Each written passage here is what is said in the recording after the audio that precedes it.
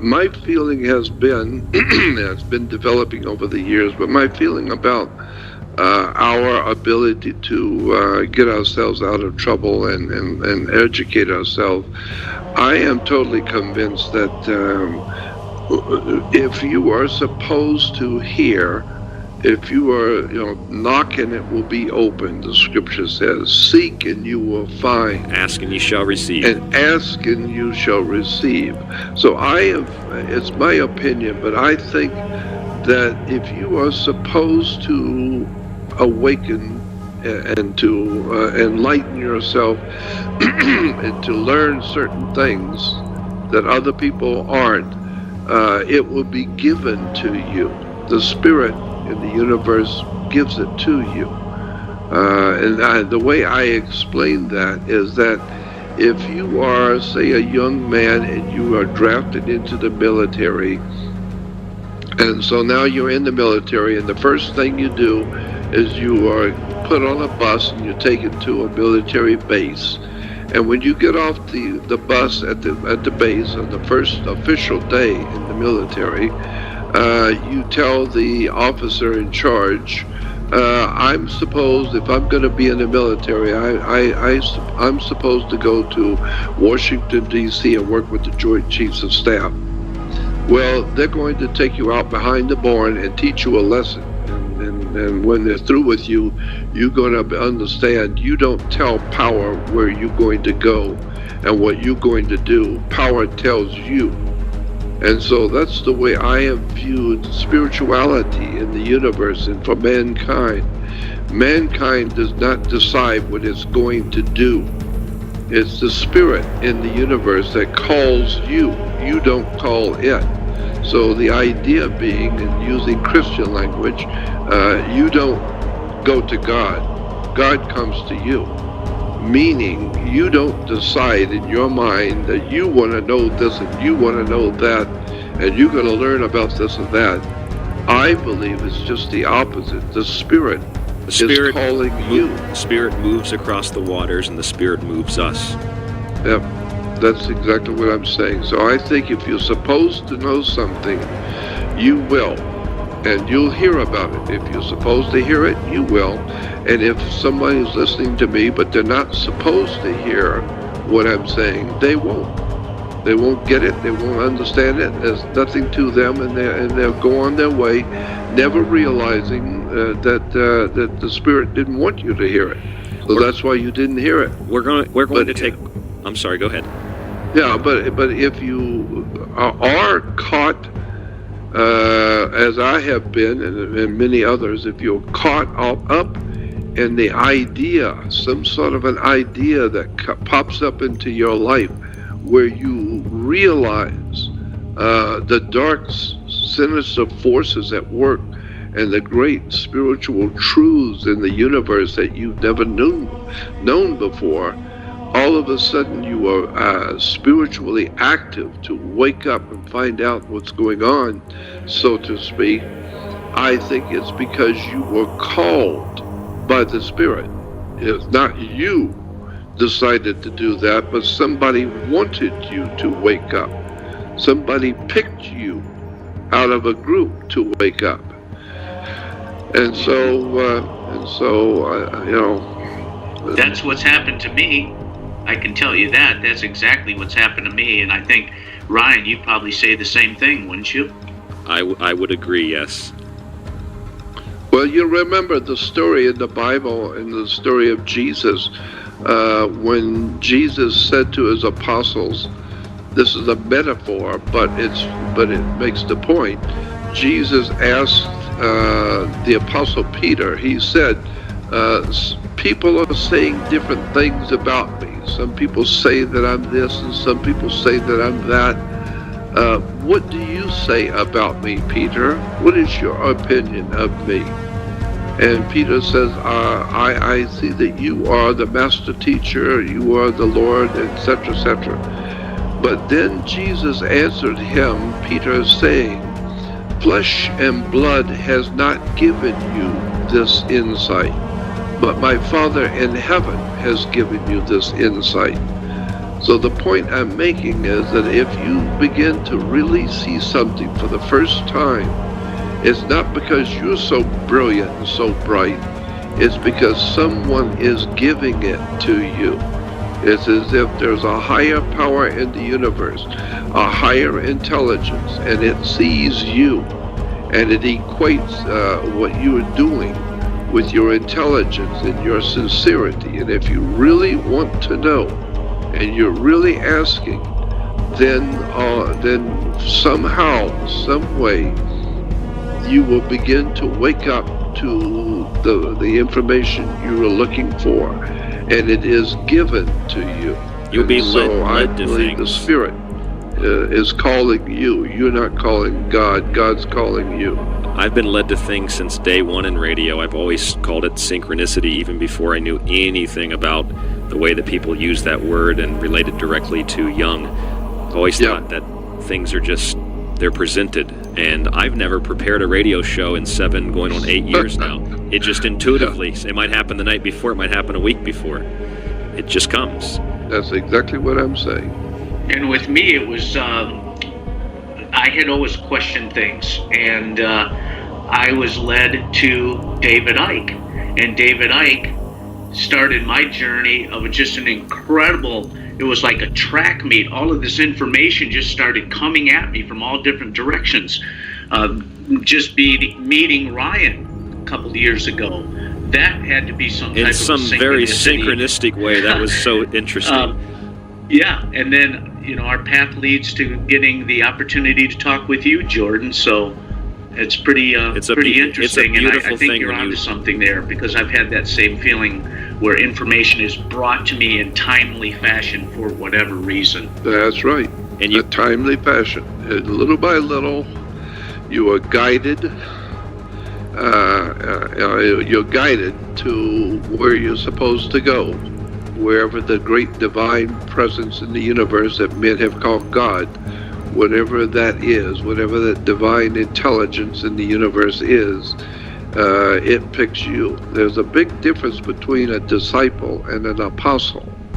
A disciple is one who studies the work of another person and another person's discipline. And so, if you pick someone that you like and someone who's caught your attention, and you really start studying what he's doing or what he's saying, then you are a disciple, because you are disciplining your mind to follow his discipline. And so you are then referred to as a disciple. But the word apostle means something different in the Greek language. It simply means one who is called out. You're an apostle if you are one who is called out. The idea being, for instance, if you were standing on a field, a rapt attention in the military, and there's 200 of you standing in a rapt attention, and you're waiting for the general to come, and the general drives up, 5-star general pulls up in his Jeep and gets out, everyone's standing at attention. And he walks around and just surveying and looking at everybody and surveying the situation. And then he points to you, points directly at you and says, you come here and go over there and sit, and I will talk with you later. And then he points at you and says, come here. Now that act of the power that be picking you, you are at that point, the Greek word is an apostle. So a disciple is one who picks the teacher. An apostle is the teacher picks you. Jordan, we're going to pause for just a moment. We have a caller on the line, 501 area code. Can you tell us your first name and where you're calling from? You're on with Jordan Maxwell. Hey, Ryan, it's Joe Roop. Hey there, from Joe. Arkansas. Hey, Jordan and Jack, Mr. Maxwell, I highly respect your work. I know you're one of the people that was revealing this information way before it became popular on the web, I guess you could say. While I was waiting on the phone, I think my question got answered. But the intellectual part of learning all this is good and fun, but I think at some point when you start applying symbolism, meditation, prayer, ritual into your life, there's a lot of scrutiny that comes back from the public when you talk about these things. They call you a black magician or a Luciferian or whatever. I've been called, you name it, I've been called it. And yet, these things have empowered my life, and they've empowered my soul and my consciousness and my love. And I even spoke to Lon Milo Duquette and asked him the same question because I was insecure about it. And he asked me, would you trade the consciousness that you have now for the consciousness that you had then? And I said, well, absolutely not. And yet, the world tends to make me feel like I'm an evil person because I practice certain prayers, meditations, and rituals, so to speak. I was just curious on what your opinion is into the world of the occult, or let's just say practicing magicians. Are they evil in your eyes, or is it pretty much the same thing you were saying before? Well, first of all, I have to tell you that I have heard the same idea expressed virtually daily, because I do radio shows almost every day, and I have heard so many people over the years tell me the same thing, that because I am involving myself in certain prayers and doing the kind of research and study I am doing, that I'm losing my friends, my family's broken up, or my wife left me, or my friends, and I've been fired from my job and whatever. I've heard this over and over and over again. So, but the very basis for the story in the Bible about Jesus, the New Testament story, is basically a metaphor, and it's called the greatest story ever told, because the story that the New Testament is telling you is the greatest story ever told, and that is this, that there's a war between light and darkness, between good and evil.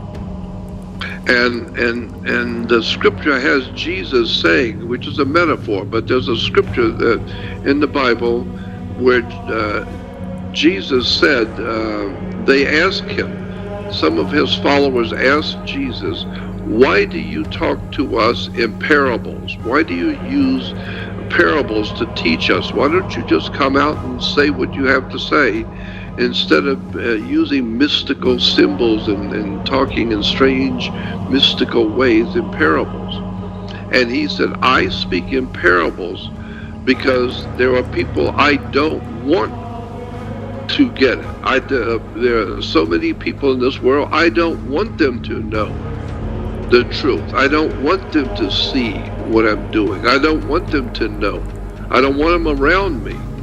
And so I speak in parables, so that it's done in such a way that if the Spirit of the Father, if God the Father, the Spirit in the universe, wants you to understand what I'm saying, you will get it.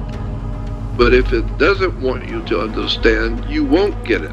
And so I speak in parables so that I don't tip you off to the real truth. I speak in parables so if you're supposed to learn and supposed to know, God would let you know. And if you're not supposed to know, you won't. Would you also say that it's because these same types of things are very powerful? Yes. Well, so just keep in mind that if you have been called out, so to speak, that means that you have not chose a teacher. The teacher has chose you, and therefore you have been called out. Well, that happens in life all the time.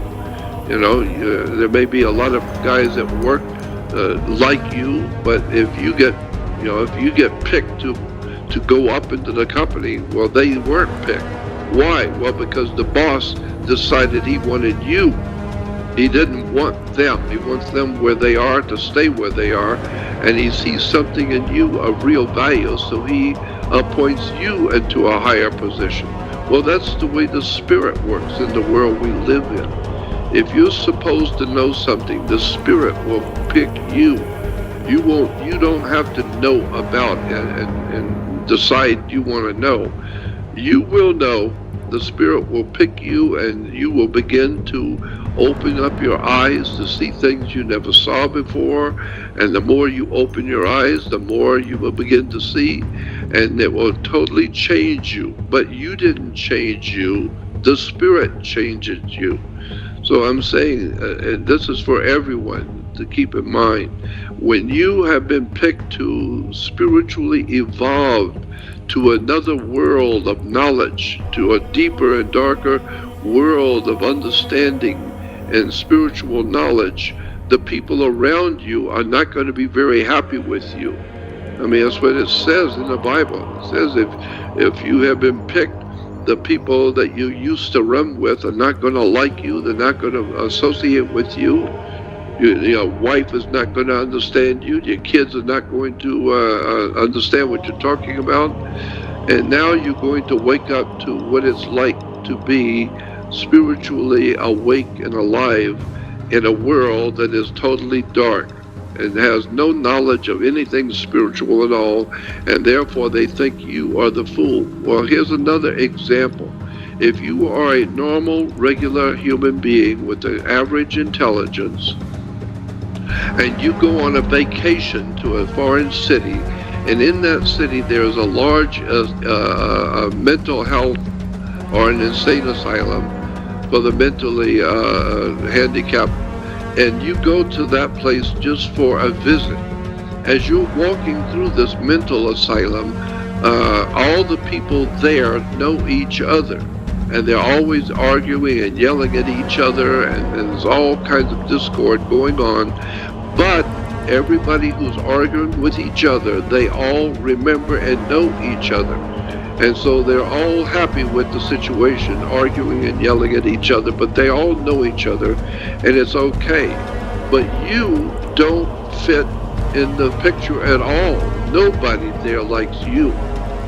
Nobody there wants to talk to you because you don't fit anywhere. Nobody's ever seen you. They don't know who you are, and they don't like you, and that's it. So don't talk to them. They don't want to hear you.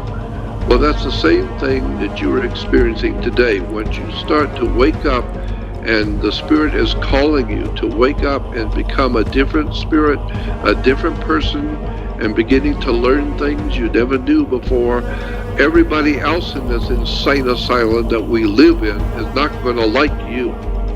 You don't look like us. You don't even talk like us. You don't think like us. So therefore, we don't like you. We don't want you around. So don't be surprised if, as Jesus said, what they have done to me, they will do to you. If they had listened to me, they would listen to you. But they didn't listen. And so, so that's all I can say is that's what's happening with you. In your scenario about the general selecting one of the soldiers or the boss selecting one of the workers to be promoted, that would make sense too, because the others may have a sense of jealousy. And that's exactly right. Right after my so-called awakening back in 2009, I had a thought come to me when I was meditating, and it kind of ties in with everything you just talked about. The thought that came to me was this: everything I had ever learned would now have meaning. Yeah, of course, because why? Because you now have a deeper understanding. Yeah, it all came together. I started understanding things on a different level, and my whole perspective on life changed.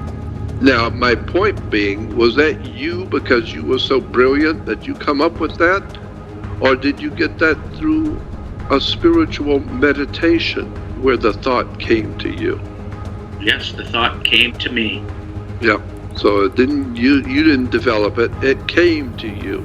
Correct. Yeah, well, that's what I'm talking about. It's somebody up higher, we call it God, or the divine, or whatever you want to call that great spirit in the universe that we know is there. It picked you. Why? Because it knew you. It can see your heart. It can see your mind. It can see your DNA. It can see you for who you really are, not who you think you are, and not who everybody else around you thinks you are, but the divine one, which we call God. It knows you, period. From before you were born, it knows your DNA. It knows what you are, what your proclivities are. It knows what your feelings and thinking is. And so, if it decides that it likes you, so to speak, it sees that you are worthy to be given more, and to those who have more will be given. So if it decides that you are eligible for a better life, then it will contact you. You don't contact it because you can't contact it. And that So thought all did of a come to sudden- me, because when you just phrased it that way, I rephrased it when I read it back or said it to you. But the actual thought that came to me was, everything you have ever learned will now have meaning. It Yes. wasn't everything. I changed it when I said it the first time. Everything I ever learned. No. That's not the thought that came to me, which means to me that it came from another source. That's right. A higher self. If it higher source, emphasized exactly. you, it Exactly. wasn't you. So don't be surprised if you start waking up, awakening to the spiritual world around you that most people do not even know exists. And if you start waking up to your spiritual life and your spiritual needs, and start thinking in terms of other world knowledge and wisdom, you're going to lose a lot of friends. You're going to lose a lot of people, but you will be in that special group who has been called to know these things. So I don't feel I've missed anything. All the friends that have dropped me and left me because of my work, I don't care. I don't need them around me. I'm not about to lower my intellect and my spirituality so that I will have other people like me. I don't need them. I'm not interested in people liking me. I'm interested in truth. And so I know if you are interested in understanding the world you live in, then most people are in their beer drinking and their parties and television and partying. I don't care about losing friends. I want to know, and I don't mind paying for it. So just keep in mind, if you want to know the truth will set you free. I sincerely agree. That's all that I'm concerned about. Truth. But first it'll piss you off. And a lot of other people. Second, you'll lose all your friends. Because they're pissed off. Yeah. But ultimately, at the end of the day, you will be in that small handful of people like Nikola Tesla and Albert Einstein and Royal Rife and all the other great minds that stood by themselves as guiding lights for the human race. Thank God there are a handful of people who don't mind the ridicule and the persecution, but stand on their own by themselves for what they see and what they know. And now, so, when you say, and we're just about out of time, but when you say special, I know that word for some people is going to trigger the ego, and they think, well, I want to be special, so I'm going to do this. It's just like the spirit guiding you, moving on the water. You can't do this thinking that it's going to elevate you and make you superior to somebody else. I don't believe. No, that's not how it works. No. And like I said, the spirit picks you. You don't pick it. Absolutely. It's like we live in a death culture. Things are perverted, the perversion of the secret teachings. We lack empowerment. We have any hero stripped away from us. We're pushed down, and the weight of the world, like the world on the back of Atlas, presses on us, and then there's somebody pressing on the world, making it even more difficult to stand up. If we focus... That's exactly right.